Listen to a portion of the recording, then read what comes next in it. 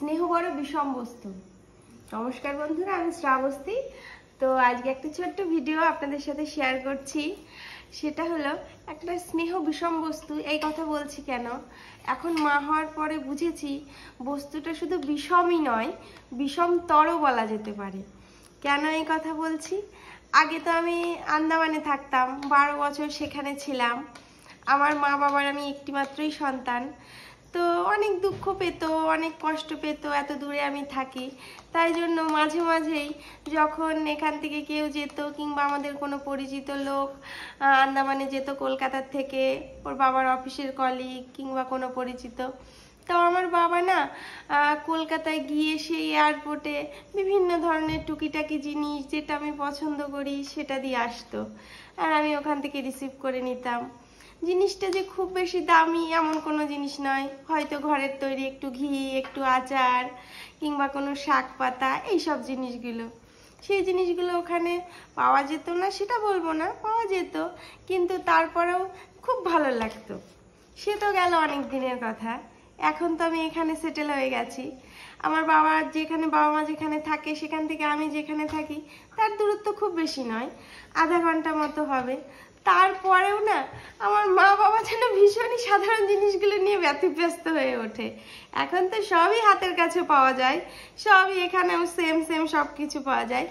তারপরেও আজকে একটা যে জিনিসটা দেখাবো, এই যে আজকে আমার মা বাবা এসেছিল আমার জন্য এইটা নিয়ে এসছে, এর মধ্যে এমন কি খাজানা আছে, চলুন সেইটাই আপনাদের সাথে দেখাই। তো এইসব জিনিসগুলো এনে না মা বাবা ভীষণই খুশি হয়।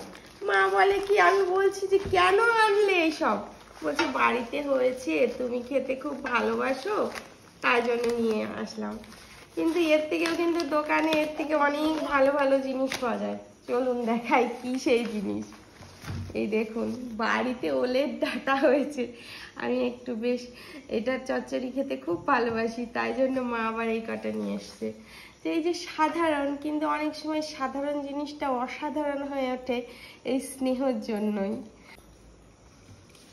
জিনিসটা তো হাতে পেয়ে গেছি, জিনিসটা তো সাধারণ হয়ে অসাধারণ হয়ে উঠেছে আমার কাছে, কিন্তু এই এত কষ্ট করে আমার মা বাবা এত দূর থেকে জিনিসটা নিয়ে এসছে, আমার চিন্তায় এটাকে যেমন সেমন করে শুধু একটু সর্ষে ফোড়ন দিয়ে চচ্চড়ি খেলাম সেটাতে আমার ভালো লাগবে না।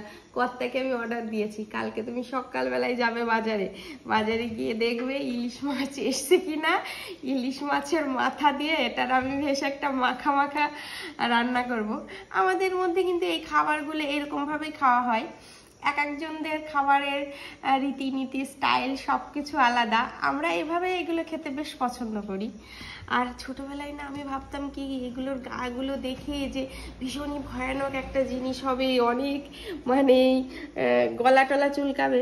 কিন্তু আস্তে আস্তে বড় হওয়ার সাথে সাথে স্বাদগুলো যখন জিহ্বা আস্বাদন করতে শিখলো, তখন বুঝলাম না এ হচ্ছে একটা দারুণ স্বাদের জিনিস। তো কালকে দেখি কর্তামশাই যদি সদয় হয়ে একটু ইলিশ মাছের মাথা এনে দেয়, ইলিশ মাছের মাথা দিয়ে এটা করবো, বাদ বাকিটা অন্য কাজে লাগাবো। তো খুব সুন্দর একটা খাওয়া হবে আশা করছি। সবাই ভালো থাকবেন, সুস্থ থাকবেন,